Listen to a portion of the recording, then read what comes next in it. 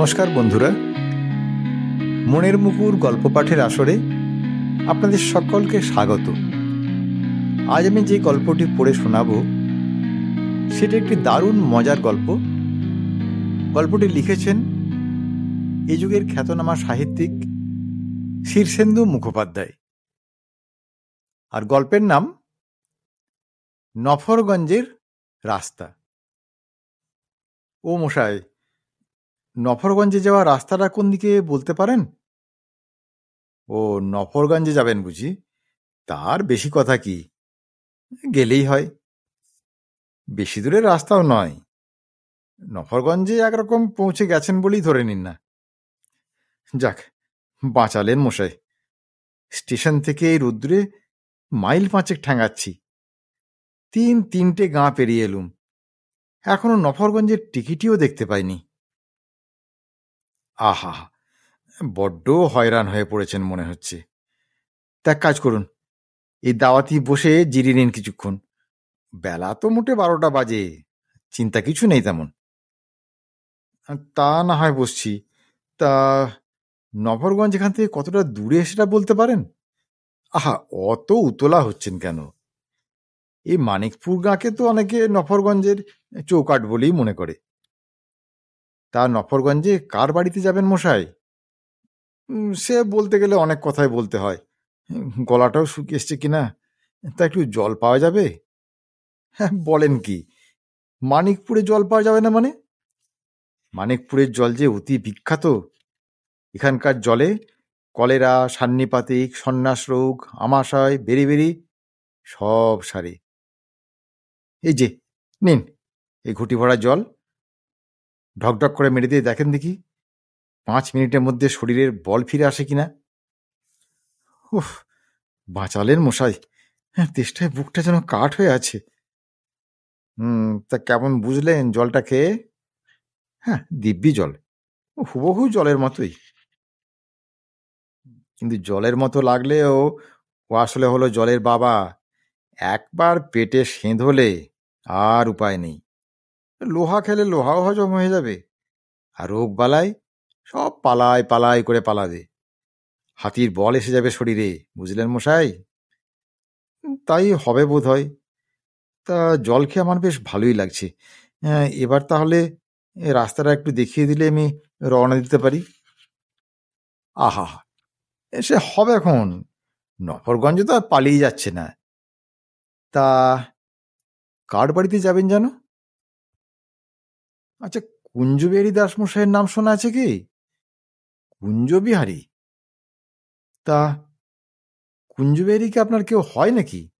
শালা বা ভগ্নিপোত, বা ওই ধরুন না কেন ভাইরা ভাই গোছের? না মশাই, না। কুঞ্জবিহারীকে আমি কুসমিন কালেও চিনি না, তবে কিনা প্রয়োজনেই যেতে হচ্ছে। হ্যাঁ, তা ভালো, তা ভালো। তবে কিনা একটু ভেবে চিনতে যাওয়াটা আরো ভালো, বুঝলেন? কেন মশাই, ভেবে চিনতে যাওয়ার কি আছে? মানুষের বাড়ি থেকে আর মানুষ যায় না? তার উপরে মাথায় একটা দায়িত্ব নিয়েই তো যেতে হচ্ছে। হ্যাঁ, সেটা বুঝতে পারছি। প্রাণের দায় না হলে কি কেউ সাধ করে ওই নফরগঞ্জের কুঞ্জবিহারীর ডেরায় গিয়ে সে দেবার সাহস করে? সে কি, আপনি কি বলতে চাইছেন যে কুঞ্জবিহারী খুব একটা সুবিধের লোক নন? না না, সে কথা আবার কখন বললুম? না মশাই, আমি আসলে বড্ড পেট পাতলা মানুষ তো, মনের ভাবটা বা চেপে রাখতে পারিনি। কি বলে ফেলেছি, ওসব ধরবেন না। না না, যখন বলেই ফেলেছেন তখন একটু ঝেড়ে কেসে ফেললেই তো হয়, অস্বস্তি কমে যাবে। না, আসলে কি জানেন, কুঞ্জবিহারী বোধহয় খুবই ভালো লোক, তবে নিন্দুকেরা নানা কথা রটায় আর কি। না মশাই, আপনি চেপে যাচ্ছেন। আপনাকে আমার বলতে বাধা নেই যে আমার ভাইঝির সঙ্গে ওই কুঞ্জবিহারীর ছেলে বিপ্লব বিহারীর বিয়ের সম্বন্ধ পাকা করতে আমার আশা। বিপ্লব বিহারী? ওরে বাবা! হ্যাঁ, অমন আঁতকে উঠলেন কেন মশাই? বিপ্লব বিহারী কি তাহলে ছেলে ভালো নয়? কিন্তু শুনেছি যে সে ভালো লেখাপড়া জানে, এমএসসি পাশ করে আরও কি সব পড়াশোনা করেছে, চাকরিও করে ভালো। তা হবে হয়তো, কত কিছুই তো শোনা যায়। না, এ তো দেখছি মশাই আপনি আমাকে বড্ড মুশকিলে ফেলে দিলেন। ভাবগতিক তো মোটেই ভালো বুঝছি না। আমি দাদাকে বারবার করে বললুম জানেন, যে ফুলির বিয়ের সম্বন্ধ অত দূরে করো না, কিন্তু দাদা কি আর শোনার পাত্র? এ তো বেশ ফ্যাসাদেই পড়া গেল দেখছি। ও মশাই, একটু খুলে বলুন না, এখানে বিয়ে হলে কি আমার ওই ভাইজিটা জলে পড়ে যাবে নাকি? ভাইজি তো আপনার, তাকে জলে ফেলুন ডাঙায় ফেলুন, সে আপনার ইচ্ছে, কিন্তু আমি আর কথাটি কইছি না। তাহলে আর কি করা যাই, নিজের চোখে অবস্থাটা একটু দেখিয়ে আসি। আহা, অত তাড়া কিসের? 2 মিনিট বসেই যান না। আমার মেয়েকে বলেছি শসা দিয়ে 2টো মুড়ি মেখে দিতে। দুপুরবেলায় গেরস্ত বাড়িতে শুধু মুখে চলে গেলে যে গেরস্তর অকল্যাণ হয়। ডাব বাড়তে গাছের লোক উঠেছে আর এলো বলে ডাব খেয়ে একটু মাথাটা ঠান্ডা করে নিন। না মশাই না, দুপুর গড়িয়ে গেলে চলবে না, সেখানে যে আমার দুপুরে খাওয়ার নেমন্তন্ন আছে। দেরি আর কিসের, সবে তো 12টা। পথও বেশি নয়, কথা আছে বুঝলেন। আগে কথাই তো শুনতে চাইছি, বুঝলেন কিনা। এই নফরগঞ্জের কুঞ্জবেরিদাস সম্পর্কে জানতে চাইলে এ তল্লাটের গাছপালা গরু বাছুরকে জিজ্ঞেস করলেও আপনি মেলা খবর পেয়ে যেতেন। এই 10-12 বছর আগেও কুঞ্জগুন্ডা দিনে 3টে খুন না করে জলস্পর্শ করতো না। প্রতি রাতে অন্তত গোটা 2 বাড়িতে ডাকাতি না করলে তার ঘুমই হতো না। আর আহাজানি তোলা আদায় কোন গুণটা তার ছিল না বলুন? তবে এখন বয়স হওয়াতে রোগ কিন্তু কমেছে। নিতান্ত দায়ে না পড়লে আর বিশেষ ওই লাশ টাস ফেলে না। তবে তার এখন জায়গা করে নিয়েছে ওই তার ছেলে বিপ্লব বিহারী। তফাৎ হচ্ছে, বাপ মানুষ মারতো দা কুড়ুল দিয়ে, আর ছেলে মারে বন্দুক পিস্তল দিয়ে, এই আর কি। হ্যাঁ, বলেন কি মশাই?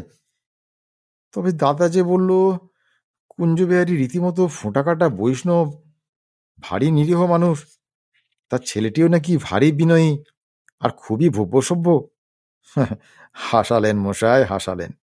আপনার দাদার চোখে নিশ্চয়ই চাল সে ধরেছে। এই যে আপনার মুড়ি আর ডাব এসে গেছে, রোদে তেতে পুড়ে এসেছেন, একটু খিদে তেষ্টা মিটিয়ে নেন তো।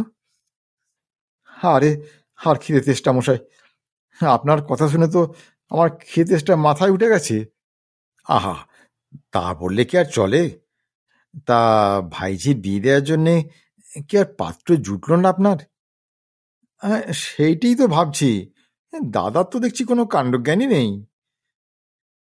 তা কুঞ্জগুন্ডা তার ছেলের বিয়েতে কত পণ নিচ্ছে? 2-4 লাখ টাকা হবে নিশ্চয়ই। না মশাই, কই সেরকম তো কিছু শুনিনি। বরং দাদা একবার কথা তোলায় নাকি কুঞ্জবেরই তার দুহাত ধরে কেঁদে ফেলে আর কি। লোকটা নাকি বলেছে তাদের বংশে পণ নেওয়ার কোনো রেওয়াজই নেই। হুঁ, আপনিও বিশ্বাস করলেন সে কথা? আইনের ভয়ে প্রকাশ্যে না নিলেও গোপনে একটা বন্দোবস্ত ঠিকই হয়েছে। ওই ধরে রাখুন না কেন, 3-5 লাখ টাকা হবেই। কিন্তু দান সামগ্রী দিতেও যে বারণ করেছে। বলেছে দান সামগ্রী আবার কিসের? আমার ছেলে যদি তার বউকে প্রয়োজনের জিনিস কিনে দিতে না পারে, তবে আর তাকে যোগ্য পাত্র বলে ধরাই যায় না। কথার মার প্যাঁচ মশাই, কথার মার প্যাঁচ। এখন ওসব বললে কি হয়? ওই বিয়ের পরে দেখবেন নানা ছুতোয় হরেক রকম ফিকির করে ঘাড়ে ধরে সব আদায় করে নেবে। উফ, আপনি তো আমাকে বড়ই টেনশনে ফেলে দিলেন মশাই। তো এখন এই বিয়ে যে কি করে ভাঙা যায় তাই তো ভাবছি। কথা যে একরকম পাকা হয়েই আছে। আজ দিন ঠিক করে নিয়ে যাওয়ার কথা আমার, পুরুতমশাই অপেক্ষা করছেন। বড় মুশকিলে পড়া গেল দেখছি তো। ও, তাহলে কি বিয়ে ভেঙে দেওয়াই ঠিক করে ফেলেন বুঝি? আর তাছাড়া আর উপায় কি বলুন? আহা, শুনে বড় স্বস্তি পাচ্ছি, মেয়েটা বেঁচে গেল। তাহলে এক কাজ করুন, আজ আর বরং আপনার নফরগঞ্জে যাওয়ার দরকার নেই। ওই বাড়ির পেছনে টলটলে পুকুরের জলে স্নান করে নিন। ওই তেল গামছা সাবান সব আসছে ভেতর বাড়ির থেকে। তারপর দুপুরে দুটো ডাল ভাত খেয়ে একটু জিরিয়ে নিয়ে বাড়ি মুখে রওনা হবেন।